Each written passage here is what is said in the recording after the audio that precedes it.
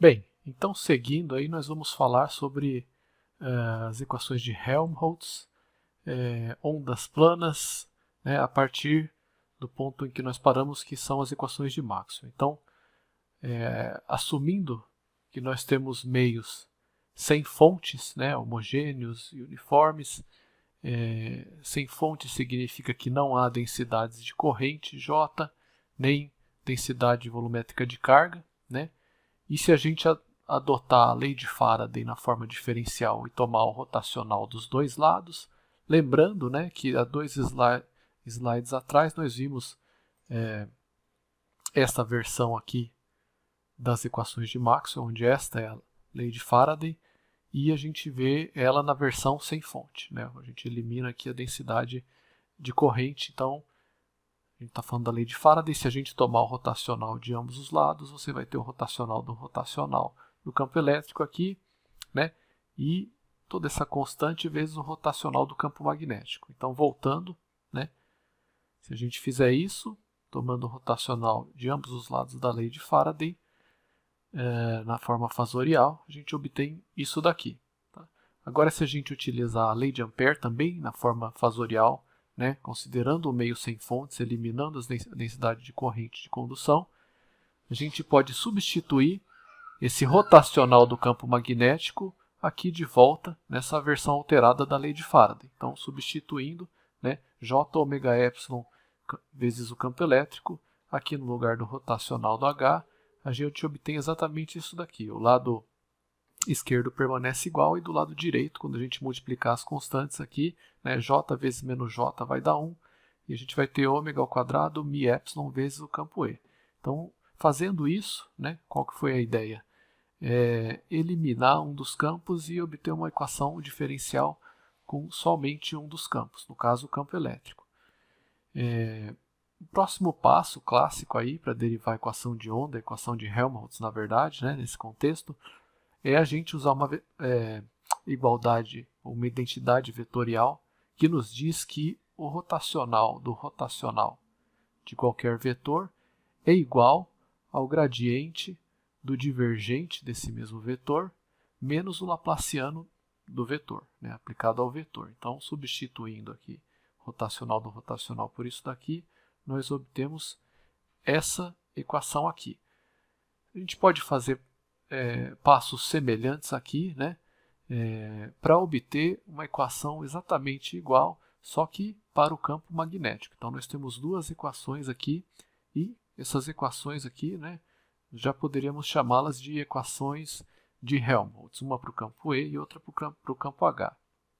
Bom, a gente pode simplificar ainda um pouco mais essa equação, né? Vamos focar nessa primeira aqui. Se a gente considerar que o meio não tem fontes, né, e considerando a lei de Gauss elétrica e a lei de Gauss magnética, se a gente tirar a densidade volumétrica de carga da lei de Gauss elétrica, nós vamos ter que o divergente do vetor D, né, densidade de fluxo elétrico ou vetor de deslocamento, é zero.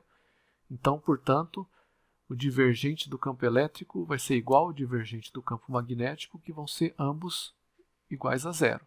Então, voltando, né, no slide anterior, esse termo aqui, né, no qual se está tomando o gradiente dele, a gente pode eliminá-lo porque isso daqui é zero, a mesma coisa acontece aqui.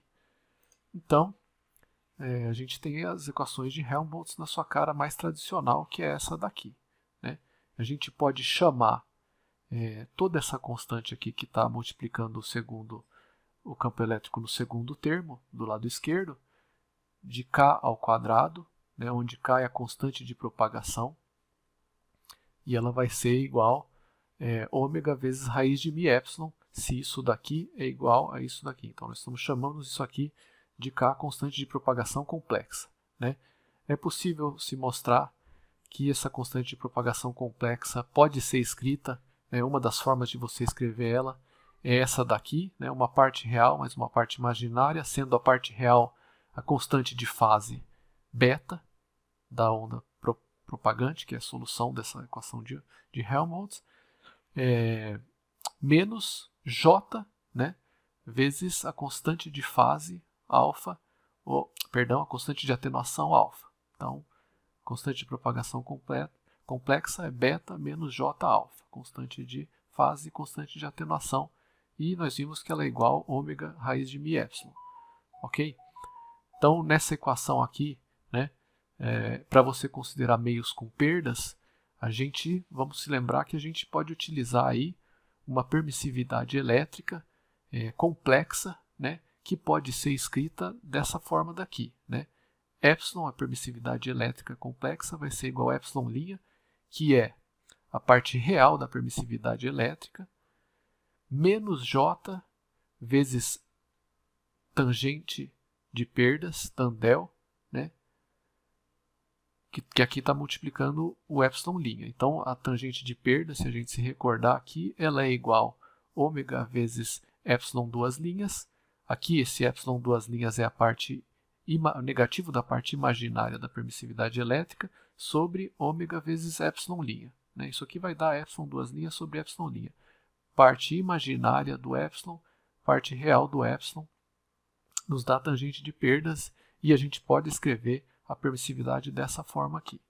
Ok? Então, o que é importante aqui é a gente lembrar, né, que a constante de propagação complexa ela vai ter uma parte real e uma imaginária, ela pode ser escrita dessa forma, onde, se escrita dessa forma, beta é a constante de fase e alfa é a constante de atenuação. E daí, né, seguindo, né, se a gente assumir um meio sem perdas, isso significa que ele pode ser expresso de tal forma que a sua permissividade elétrica seja puramente real.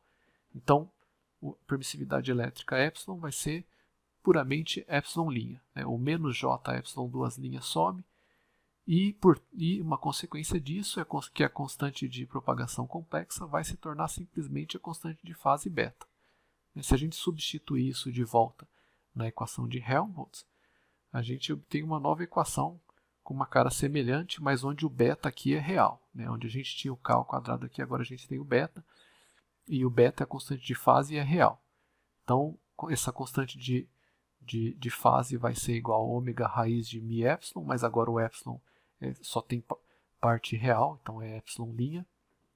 E essa constante de fase, como a gente já está familiarizado aí, está relacionado com o comprimento de onda dessa forma aqui. Então, a constante de fase beta é 2π sobre lambda. Ok? Agora a gente vai considerar uma solução para essa equação, que é a equação de Helmholtz, né, para a gente analisar ou relembrar aí o conceito de onda plana uniforme. Então, se a gente considerar que o campo elétrico, em função das coordenadas espaciais, né, no sistema de coordenadas cartesianas, ele só tem componente x, né? Então o campo elétrico vai ser EX a x, né? A gente pode substituir isso de volta na equação. Né? Ao fazer isso, a gente está considerando na prática aqui, só para comentar, né, uma onda plana polarizada em x, tá? Cujo estado de polarização é linear e somente em x. Isso é só um parênteses, mas se a gente substituir isso de volta, essa equação aqui, que é a equação de Helmholtz, que é uma equação vetorial, se torna uma equação escalar, né, onde a única variável escalar aqui é a componente x do campo elétrico. Então, uma equação semelhante, porém escalar. Seguindo, né, se além disso a gente considerar, né, que isso aqui corresponde a uma onda que está se propagando ao longo de z, né, essa equação se simplifica ainda mais. Note que o laplaciano aqui se tornou a derivada de segunda ordem com relação a z. Né? A gente já estava nesse passo aqui. Então, ok. Então, seguindo, né, equação de Helmholtz para uma onda plana polarizada em x se propagando em z é essa daqui. Tá? A gente está pulando alguns passos aí para não perder muito tempo. As soluções dessa equação, então, são ondas planas, ok? Então, são ondas planas que podem ser propagantes ou ondas estacionárias. Então, um conjunto de soluções é esse daqui. Então, você tem uma combinação linear, né, se a gente lembrar, de uma onda plana se propagando no sentido positivo do eixo z, com uma onda plana se propagando no sentido negativo do eixo z. Né? Então, onde A e B aqui são as respectivas amplitudes dessas ondas, e isso aqui está escrito na forma de fasor, né, o fasor campo elétrico. Então essa é uma possível solução, que é a soma de uma onda propagante, ou uma onda progressiva, com uma onda contrapropagante em Z, ou uma onda regressiva, né. Uma outra solução é uma soma de seno e cosseno, que corresponde a uma soma de duas ondas estacionárias. Então esses dois caras aqui são fasores também e correspondem a ondas estacionárias em Z com uma diferença de fase, né. Então é isso que está escrito aqui, né, o termo AZ e elevado a menos JBZ representa uma onda plana se propagando no sentido positivo de Z. Então vamos lembrar que sempre que o sinal é negativo aqui, né, E elevado a menos J beta Z, a onda está se propagando no sentido positivo de Z, e sempre que o sinal é positivo aqui, E elevado a mais J beta Z, a onda está se propagando no sentido negativo de Z. Ok? Se a gente quiser pegar essa solução aqui e escrever ela na forma instantânea no domínio do tempo, só recapitulando, a gente pega ela e multiplica por E elevado a J ômega T, né? Pega o fasor que está entre colchetes aqui, multiplica por E elevado a J ômega T e toma a parte real disso. Se nós fizermos isso daqui, né, a gente vai obter isso daqui. Então a componente x do campo elétrico, na forma instantânea agora, né, em função do tempo, vai ser igual a cosseno de ômega T menos beta Z, que é referente a esse termo aqui, mais B cosseno de ômega T mais beta Z, que veio desse segundo termo que está destacado em vermelho aqui. Então, de novo, né, olhando para a cara disso aqui, você, a partir do argumento do cosseno, deve ser capaz de associar isso aqui com uma onda que está se propagando no sentido positivo de Z, por esse sinal de menos aqui, e a essa onda aqui, né, essa onda plana aqui, você deve ser capaz de associar ela com uma onda que está se propagando no sentido negativo do eixo Z, por conta desse sinal positivo aqui. Tá, ok? Se algum desses conceitos aqui estiver falhando a memória aí, vamos por favor recapitular esses conceitos, né? Uma referência boa é o próprio livro do Wright de eletromagnetismo. Então, se a gente for tentar expressar graficamente isso daqui, né? Então a onda em verde aqui, né, corresponde a componente propagante, o que se propaga no sentido positivo de Z, né, a Z cosseno de ômega T menos beta Z. Então, note que primeiro que a onda está polarizada em X, então o campo elétrico cuja ponta vai sempre coincidir com essa senoide em verde aqui, né? Ele vai sempre estar oscilando ao longo do eixo X, e essa onda aqui, né, se a gente fosse olhar uma animação disso daqui, ela estaria se propagando para frente ao longo do eixo Z, né, no sentido do eixo Z, se movendo no sentido do eixo Z, com uma velocidade de fase que a gente vai recapitular posteriormente, né. Por outro lado, a onda contrapropagante, né, expressa por amplitude vezes cosseno de ômega T mais beta Z, ela também vai ser uma senoide, né? Isso aqui, como é a componente x de novo, né? Ela vai estar oscilando ao longo de x, mas agora ela vai estar se movendo para trás no sentido negativo do eixo Z. E é isso, né? Então, com a velocidade que é igual à velocidade de fase que nós vamos recapitular em instantes. Então, para obter o campo magnético, a gente pode utilizar diretamente, né, as equações de Maxwell, no caso aqui a lei de Faraday, né? Então, se a gente considerar, né, que o fasor da componente x do campo elétrico Ex tem essa forma, A elevado a E menos J beta Z, né, onda propagante no sentido positivo de Z, mais B, né, amplitude, vezes E elevado a mais J beta Z, então onda plana se propagando no sentido negativo de Z, a gente pode, né, se a gente observar aqui as derivadas dessa função aqui, né, as derivadas de x com relação a x e a y, são nulas, por ser uma função só de Z, né, escrever ou calcular o campo magnético a partir da lei de Faraday dessa forma, né, onde a gente aqui simplesmente isolou o campo magnético na lei de Faraday. Então você tem H igual a J sobre ômega mi, vezes o rotacional do campo elétrico. O campo elétrico tendo somente componente x e sendo uma função de z, o rotacional dele só vai ter esse termo aqui, que é a derivada parcial da componente x com relação a z. Né? É só a função de z, então só esse termo que resta, e isso vai resultar na componente y do rotacional. Então, por consequência, a gente vai ter um campo magnético com componente y somente. Então, aplicando o rotacional, resulta isso daqui, né? E se a gente derivar essa expressão para a componente x do campo elétrico com relação a z, a gente obtém o seguinte, né? Então aqui a gente está simplesmente escrevendo o fato de que o campo magnético só vai ter componente y, mas se a gente derivar essa função com relação a z, né? J sobre ωμ permaneceria aqui, né? Quando a gente deriva o primeiro termo com relação a z, vai cair o menos j beta, né?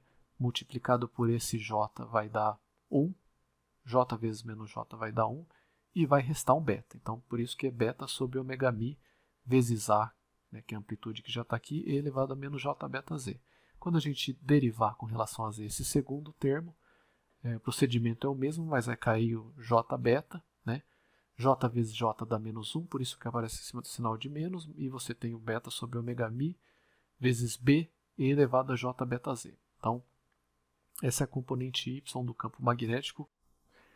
Então, se a gente manipular essa última expressão, a gente obtém isso daqui, né? Aqui a gente introduziu a impedância intrínseca do meio, que é eta, né? Se a gente comparar com a expressão anterior, a gente vê que esse eta ele vai ser 1 sobre toda essa constante aqui, ou seja, o eta vai ser, no caso, ômega vezes μ sobre beta, né? Comparando com essa equação aqui, né? Então, com essa equação aqui, então, impedância intrínseca do meio, mesma expressão escrita, né, em termos dessa nova constante definida, que é a impedância intrínseca do meio, né, que só recapitulando aí a razão entre a amplitude do campo elétrico e a amplitude do campo magnético. Então tá aí, né, a mesma equação com uma nova constante multiplicando 1 sobre eta. E ilustrando graficamente, né, a gente vai ver aqui que o campo magnético só tem componente y, então ele vai oscilar nesse plano deitado aqui ao longo de y. Né? A primeira componente que está se propagando no sentido positivo de z está ilustrada em verde aqui, e essa vou falar para ser mais rigoroso, cossenoide, né? Que está ilustrado em verde, se propagando no sentido positivo de z. Né? A onda regressiva, cuja expressão está ilustrada aqui, né? Note que há uma inversão de fase de 180 graus aqui, o sinal de menos, mas ela corresponde a essa cossenoide vermelha aqui, que se a gente fosse olhar isso numa forma de animação, deveria estar se propagando para trás aqui com a velocidade igual à velocidade de fase. Né? De novo, né, você deve ser capaz de olhar para essas expressões aqui e identificar que isso é uma onda progressiva, isso aqui é uma onda regressiva, o sinal de menos e o sinal de mais. Se a gente ilustrar, né, somente para o caso da onda progressiva, né, progressiva e progressiva, o campo elétrico e o campo magnético numa mesma ilustração. Então, lembrando que onda de rádio, ou seja, frequências de RF, microondas ou inclusive terahertz, e frequências ópticas, né, de luz infravermelha ou visível, são todas ondas eletromagnéticas, e se fosse o caso de ser uma onda plana, né, ela seria uma onda de campo elétrico e campo magnético. Então, onda eletromagnética tem campo elétrico e campo magnético. Então, ambos compõem a onda eletromagnética. Né? Então, simplesmente aqui a gente está colocando o campo elétrico, a ilustração do campo elétrico, junto com a ilustração do campo magnético associado à mesma onda eletromagnética. Então, o campo elétrico está em verde, é o campo elétrico que a gente viu anteriormente, estaria se propagando no sentido positivo de Z e polarizado em X, e o campo magnético orientado ao longo de Y, né, associado à mesma onda eletromagnética, está aqui oscilando em Y e ilustrado em azul, se propagando em conjunto com o campo elétrico, né, em fase com o campo elétrico, porque se trata da mesma onda, no sentido positivo de Z. Ok? Então, o conceito de onda plana, né, está relacionado com o fato de que os planos de fase constante dessa onda eletromagnética são superfícies planas perfeitas, né? Então, isso é o caso, né, de uma solução que a gente trata como TM, transversal eletromagnética em Z, né, cujas componentes longitudinais EZ e HZ são nulas, né? A gente acabou de calcular e viu que só tem EX e HY para esse caso particular, né? Então EZ e HZ são zeros. Trata-se, portanto, de uma solução de uma onda plana por conta de que, né, as superfícies de fase constante, né, então se a gente olhar para a expressão anterior para o campo elétrico, por exemplo, né, a fase da onda aqui é isso daqui, então se a fase é constante, portanto isso daqui é constante, ômega-t menos beta-z, né, essas superfícies são planas, né, então vão ser planos ortogonais ao sentido de propagação. Ok, então isso está ilustrado nessa figura aqui. Tá? Para obter a velocidade de fase é a velocidade com que um, um plano, né, que corresponde a fase constante, né, um ponto de fase constante. Então, se a gente olhar para a própria onda, né, um ponto de fase constante poderia coincidir com o ponto em que a fase aqui é, por exemplo, π sobre 2. Vamos dizer que se fosse esse ponto aqui, a fase fosse π sobre 2, fosse essa crista específica dessa onda aqui, né? Como isso aqui está se propagando no sentido positivo, esse ponto aqui de fase constante vai estar se propagando no sentido positivo com essa velocidade, que é a velocidade de fase, ok? Então, como é que a gente deriva ela ou obtém ela, né? A partir da expressão em que a gente pega a fase e iguala ela a uma constante, a gente pode determinar a velocidade de fase, o que é a velocidade de deslocamento de um plano de fase constante na direção de z, ok? Então, derivando toda essa expressão com relação ao tempo, né, do lado esquerdo e o lado direito, a gente vai ter que a derivada do lado de uma constante com relação ao tempo é zero, né, uma constante no tempo, e a derivada do lado esquerdo vai dar o seguinte, né, a derivada do primeiro termo, ômega vezes t, com relação a t, vai ser simplesmente ômega. A derivada do segundo tempo, como a constante de fase é uma constante, vai ser igual a beta vezes dz dt, que a gente pode identificar como uma velocidade aqui, né? Então, portanto, a gente tem ômega menos beta vezes dz dt, né, a derivada de z com relação a t, que é a velocidade, é igual a zero. Se a gente passar o ômega para o outro lado e multiplicar por menos 1, a gente vai concluir que dz dt, que é igual a uma velocidade, e no caso aqui vai ser a velocidade de fase, vai ser ômega sobre beta, né? Lá da equação de Helmholtz original, a gente já tinha definido que o K, que aqui no caso de um meio sem perdas é o beta, né? Ele era ômega vezes raiz de μ epsilon. Então, se a gente substituir de volta aqui no lugar do beta, ômega vezes raiz de μ epsilon, lembrando que esse epsilon é a parte real do epsilon somente, né? E cortando o ômega, a gente vê que a velocidade de fase aqui para uma onda plana se propagando na direção positiva do eixo z ou em qualquer direção do espaço vai ser igual a 1 sobre raiz de μ epsilon, onde μ é a permeabilidade do meio que a onda eletromagnética está se propagando e epsilon é a permissividade do meio que a onda eletromagnética está se propagando, né? Se a onda estivesse propagando no espaço livre ou no vácuo, né, o μ vai ser o μ0, o epsilon vai ser ε0 e a gente vai obter uma velocidade de fase que vai ser igual a c, que é aproximadamente 3 vezes 10 oitava metros por segundo, 2,998 vezes 10 oitava metros por segundo. Então essa velocidade, né, então só enfatizando aqui, relembrando, né, com que um ponto de fase constante, daí você pode pensar que qualquer ponto ao longo da senoide, em particular a gente pode pensar aqui na crista ou no vale, né, ele vai estar se propagando em conjunto com a onda, né, como um todo, no sentido positivo de z ou negativo de z se for uma onda contrapropagante, ok? Então isso com relação à velocidade de fase.